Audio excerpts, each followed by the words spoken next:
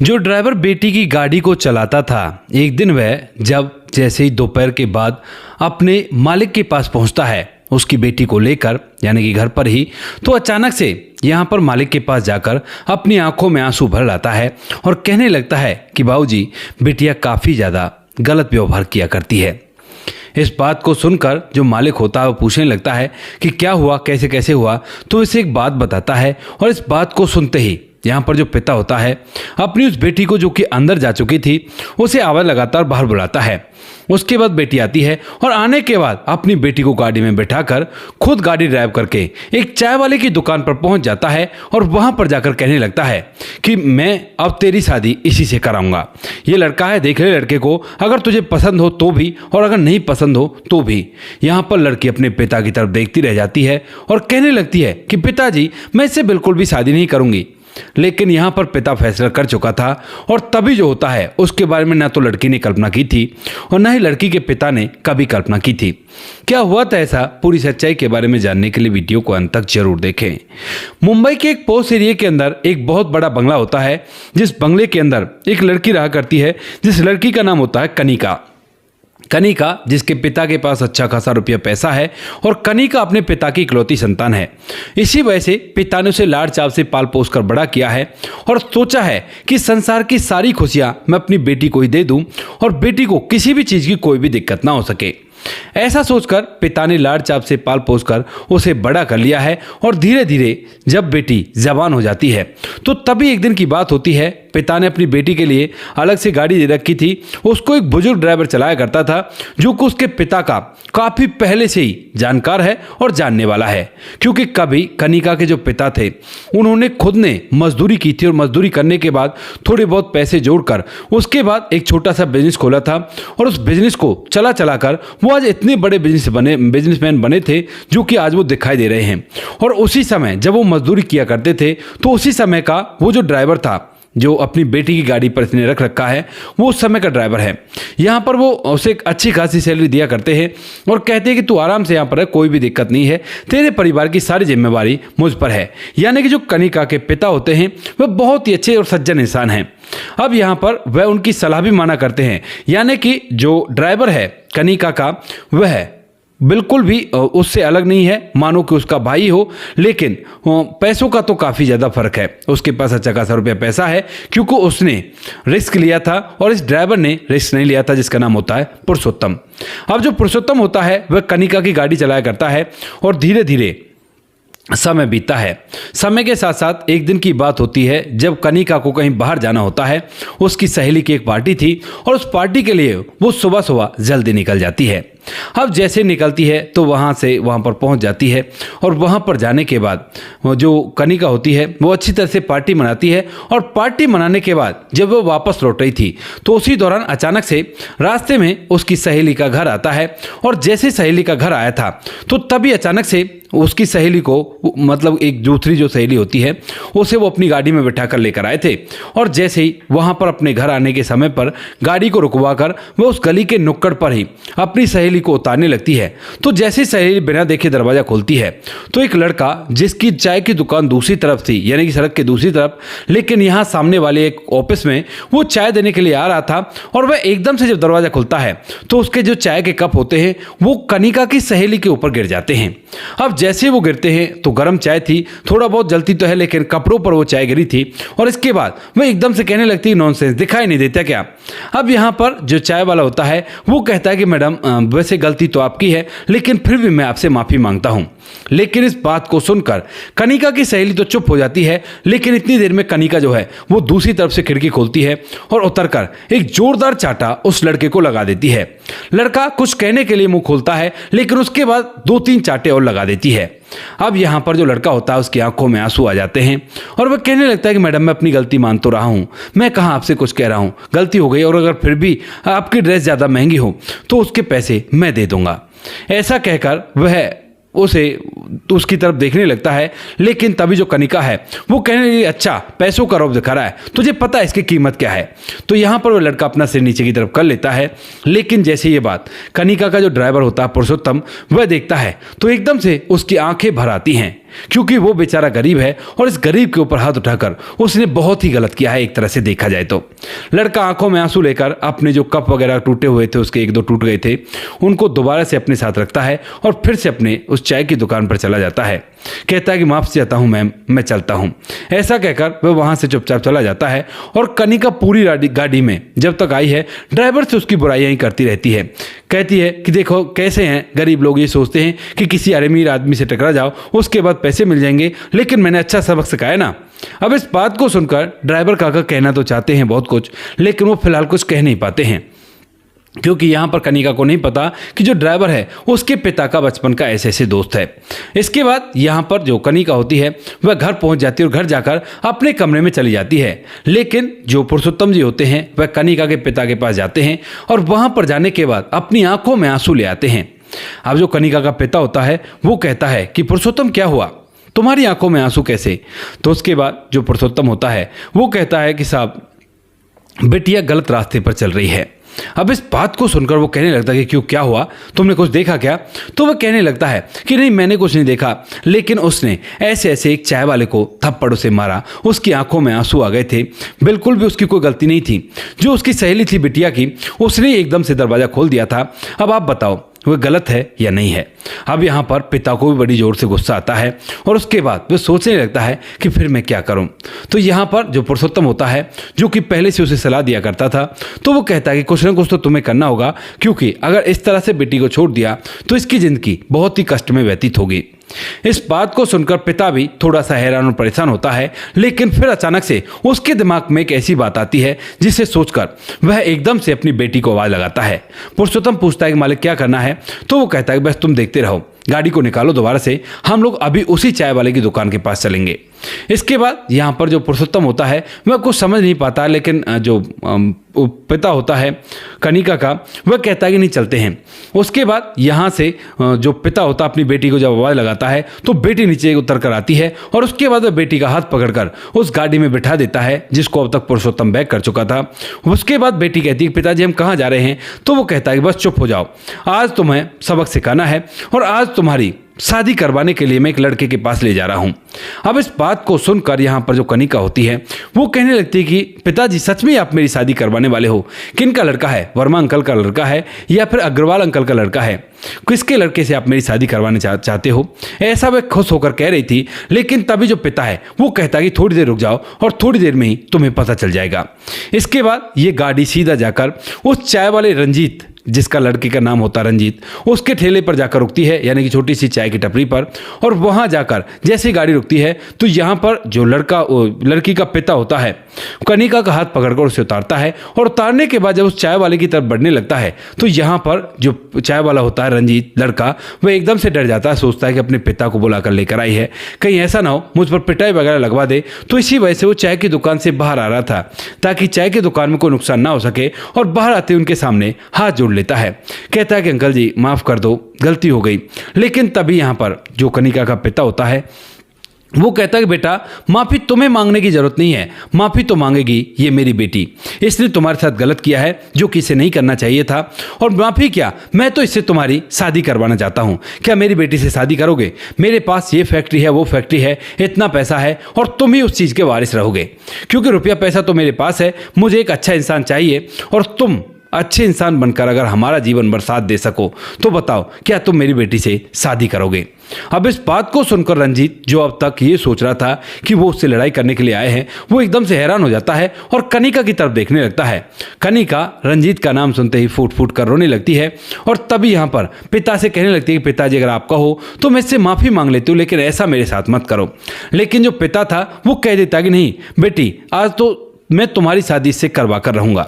इस बात को सुनकर जो लड़का होता है रंजीत, वह सोच विचार में पड़ जाता है और उसके बाद वह समझ जाता है कि पिता अपनी बेटी को ये याद दिलाना चाहते हैं कि ऐसा नहीं किया करते। और इसी वजह से यहाँ पर जो पिता रंजीत होता है वो कहने लगता है कि अंकल जी नहीं, मैं आपकी बेटी से शादी नहीं कर सकता। इस बात को सुनकर जो कनिका के पिता होते हैं वह हैरान हो जाते हैं, क्योंकि इतना अच्छा ऑफर उसने दिया था और इसके लिए कोई भी गरीब लड़का एक बार भी मना नहीं कर सकता था, लेकिन इसने मना क्यों कर दिया? तो वो पूछने लगते हैं कि क्यों भाई, हमारे पास पैसा रुपया नहीं है या फिर तुम्हारे पास हमसे ज़्यादा पैसा रुपया है? तो उसके बाद जो रंजीत है वो कहता है कि अंकल जी रुपए पैसे के भेदभाव पर ये रिश्ते नहीं बना करते। अब आपकी बेटी का जो घमंड है उसकी वजह से मुझे बिल्कुल भी इससे शादी नहीं करनी। और घमंड भी छोड़ो, मैंने तो इन्हें जब भी माफ़ कर दिया था जब इन्होंने मुझे थप्पड़ मारा था और मैं आंख में आंसू लेकर वापस लौटा था। लेकिन मैंने सोचा था कि कोई बात नहीं, नादान है, शायद अभी इसे दुनियादारी का एहसास नहीं है। लेकिन अगर इस लड़की की अगर मर्जी हो तो उसके बाद भला एक बार इस चीज़ के बारे में सोच सकते हैं। उससे पहले ये सब कुछ करना बिल्कुल गलत होगा। आप बेशक से इसको फोर्स ना कीजिए। अब इस बात को सुनकर कनिका की सांस में सांस आती है, क्योंकि उसके पिता बचपन से जिद्दी हैं और किसी बात को ठान लेते हैं तो उसे पूरा कर रहते हैं। कनिका डर जाती है कि कहीं ऐसा तो नहीं आज मेरा नंबर आ गया हो और आज मेरी शादी इस चाय वाले गरीब लड़के से वो करवा कर रहे।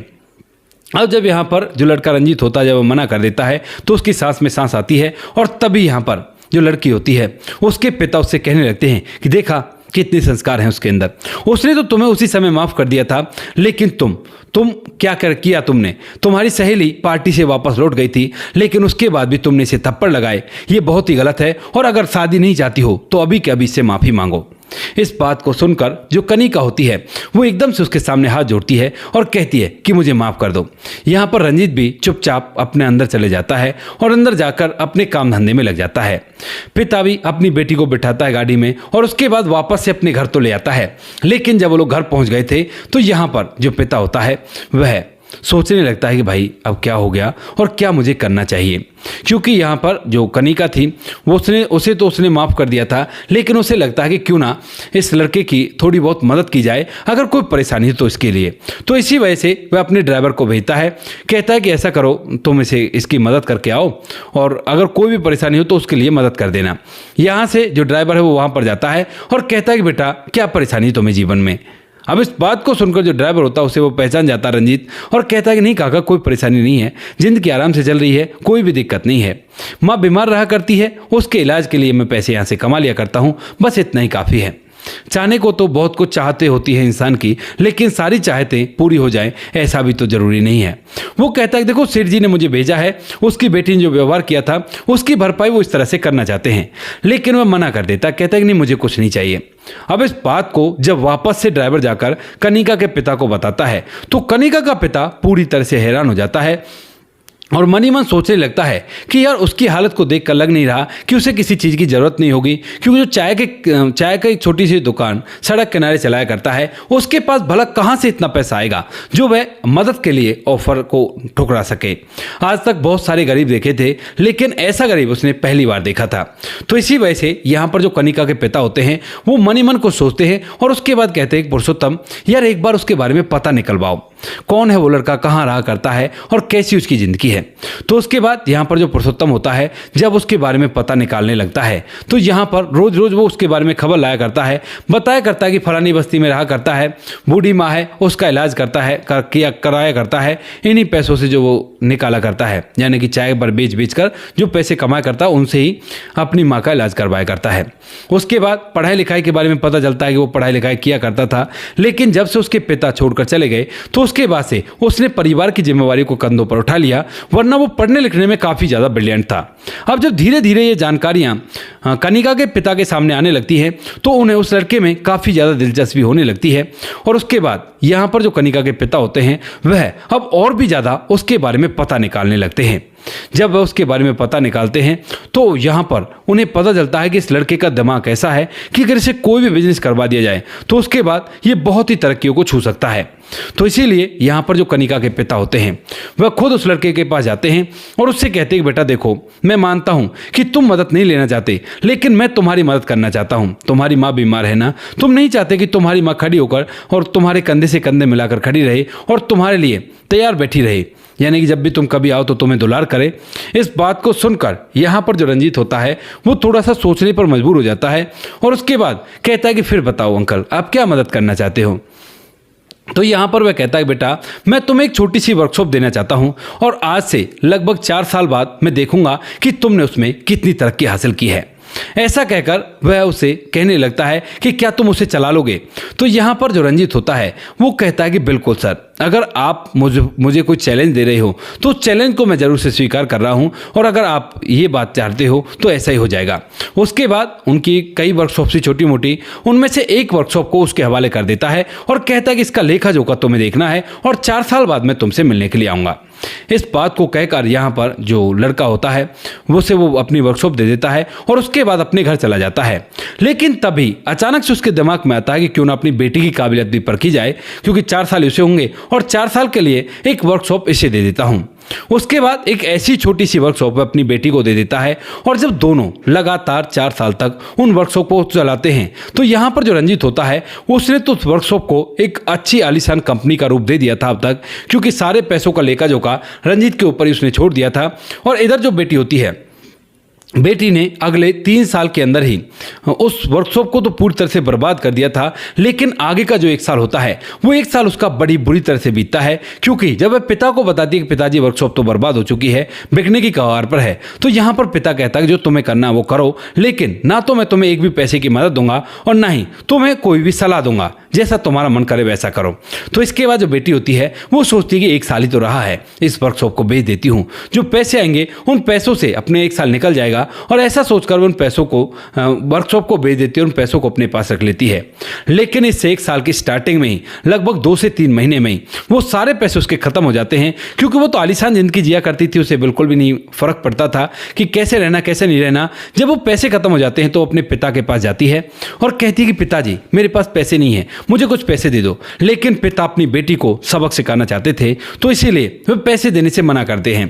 कहते कि बेटी देखो, आगे जिंदगी तुम्हें जीनी है, अगर इस तरह से जिस तरह से तुमने 3 साल के अंदर इस वर्कशॉप को बर्बाद करके बेच भी दिया और उसके सारे पैसे को उड़ा दिया, तो उस तरह से तो तुम मेरी सारी कंपनियों को लगभग 10 साल में बराबर कर दोगी, और उसके बाद जिंदगी कैसे जियोगी।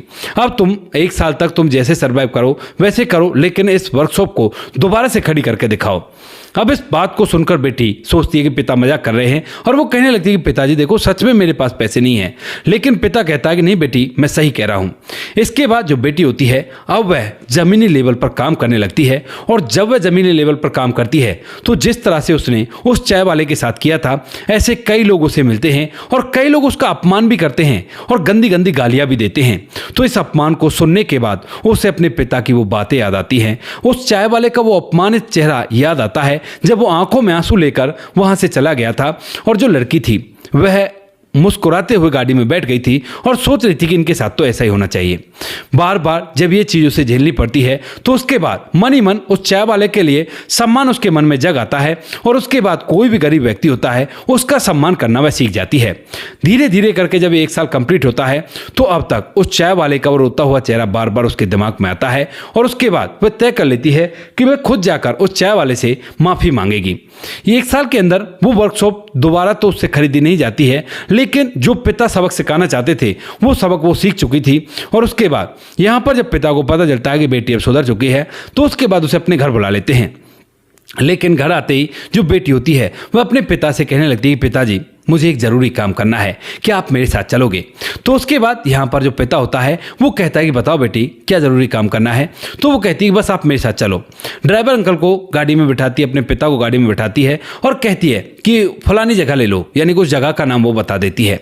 वहाँ पर जाने के बाद जैसे वो बाप बेटी पहुँचते हैं और साथ में ड्राइवर पहुँचता है, तो एकदम से वो हैरान हो जाती है, क्योंकि यहाँ पर वो चाय का खोखा नहीं है, क्योंकि वो चाय वाले रंजीत से माफ़ी मांगने के लिए आई थी। अब इन बातों को 4 साल हो गए थे, ड्राइवर भी कहीं ना कहीं भूल चुका था और पिता भी भूल चुका था। जब वह गाड़ी में बैठी बैठी इधर उधर देखती है तो पिता पूछने लगता है कि बेटी क्या देख रही हो। तो यहाँ पर बेटी कहती है कि पिताजी उस चाय वाले को देख रही हूँ, उस चाय वाले से मुझे माफ़ी मांगनी है। इस बात को सुनकर यहाँ पर जो पिता है उसे भी याद आता है कि उस चाय वाले को उसने 4 साल के लिए कंपनी दी थी, वर्कशॉप दी थी, कि उसने क्या हाल किया है, चलो एक बार चलकर देख लेते हैं। तो इसी वजह से वह कहता है कि बेटी यहाँ नहीं मिलेगा, चलो अगर उसके पास तुम्हें चलना है तो मैं तुम्हें ले चलता हूँ। उसके बाद जो चाय वाला होता है, चाय वाले के पास वो दोनों चलने के लिए निकल जाते हैं और सीधा अपनी उसी वर्कशॉप पर जाते हैं जिस वर्कशॉप को उन्होंने 4 साल पहले उसे चलाने के लिए दिया था। लेकिन जैसे आज ये वर्कशॉप पर पहुंचते हैं तो एक बहुत बड़ी वीआईपी बिल्डिंग वहां पर बन चुकी थी, सारी परमिशंस वगैरह उस लड़के ने ले ली थी और उस वर्कशॉप को एक बहुत बड़ी कंपनी का नाम उसने दे दिया था। अकाउंट के अंदर ढेर सारे रुपए पैसे होते हैं क्योंकि वो चली चलाई वर्कशॉप थी और रंजीत ने तो केवल उसे सहारा लगाया है।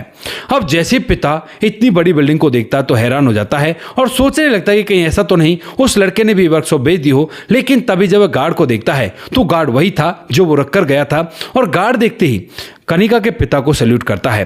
पूछने लगता है गार्ड से कनिका का पिता कि ये बताओ रंजीत अंदर ही है?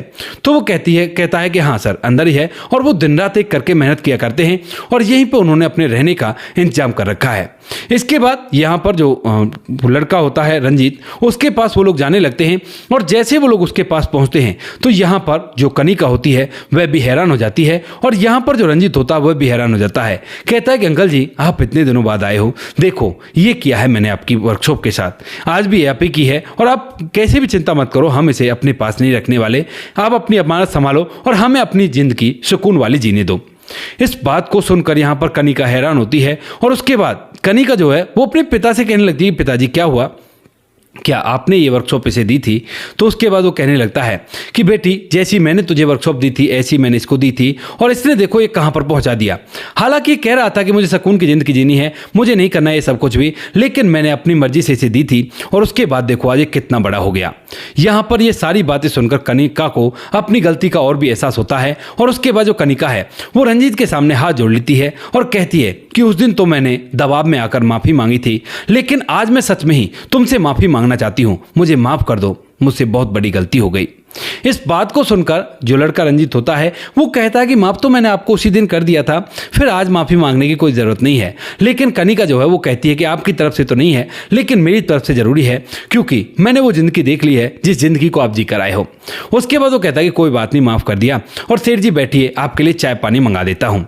लेकिन तभी जो सेठ जी हैं वो कहने लगते हैं कि बेटी अब बैठने का नहीं है, अब तो हम लोग कुछ और चाहते हैं। इस बात को सुनकर यहाँ पर जो पिता होते हैं वह कहने लगते हैं बेटा क्यों ना तुम हमारी बेटी से शादी कर लो। अब इस बात को सुनकर जो कनिका है वह भी इस बार हाँ में सर हिलाती है, कहती है कि हाँ पिताजी मैं इनसे शादी करना चाहती हूँ क्योंकि मैंने जो अपमान किया है उसका यही बदला होना चाहिए। लड़का जो रंजीत होता है वो मना कर देता है, कहता है कि नहीं सेठ जी मेरे उस दिन भी यही चाह थी कि जब आपकी बेटी अगर चाहे तो उसके बाद सोच सकते हैं। तो उसके बाद कनिका कहती है कि नहीं मैं चाह रही हूँ इस बात, तो तुम ऐसा करो मुझसे शादी कर लो। इसके बाद जो रंजीत होता है वो कहता है कि सच में कहीं ऐसा तो नहीं किसी बात का दबाव हो? तो वो कहने लगती है कि नहीं बिल्कुल भी किसी बात का दबाव नहीं है, इतने दिन में जब तुम्हारे बारे में सोचा करती हूँ तो मुझे बार बार तुम्हारा चेहरा याद आया करता है और आज जब तुमको कामयाब हुए देखा तो उसके बाद मुझे लगा कि तुमसे ही शादी करनी चाहिए। उसके बाद जो पिता होते हैं उसी चाय वाले से जो कि अब एक कंपनी का मालिक है उस कंपनी को उसके नाम करते हैं और उससे उसकी शादी करा देते हैं। ना तो कहीं पर भी ये पता चलता कि वो एक चाय वाला था जिसको सेठ जी ने आगे बढ़ाया और उसके बाद अपनी बेटी की शादी करा दी और ना ही किसी को कानो कान इस बारे में खबर होती है। तो दोस्तों ये थी आज की कहानी। आपको जैसी भी लगी कमेंट सेक्शन में बता देना। वीडियो अच्छी लगी तो वीडियो को लाइक और चैनल को सब्सक्राइब जरूर करें ताकि हमें थोड़ा सा हौसला मिल सके आप लोगों के लिए ऐसी अच्छे वीडियो बनाने के लिए। इन कहानियों को सुनाने का उद्देश्य किसी को परेशान करना बिल्कुल भी नहीं है। ये कहानी आपको इसलिए सुनाई जाती हैं ताकि आप लोग इन कहानियों में से कुछ ना कुछ सीख सको और अपने जीवन में उस चीज़ को अप्लाई कर सको। मिलते हैं किसी नेक्स्ट वीडियो नए टॉपिक के साथ, तब तक के लिए जय हिंद, जय भारत, जय हिंदुस्तान।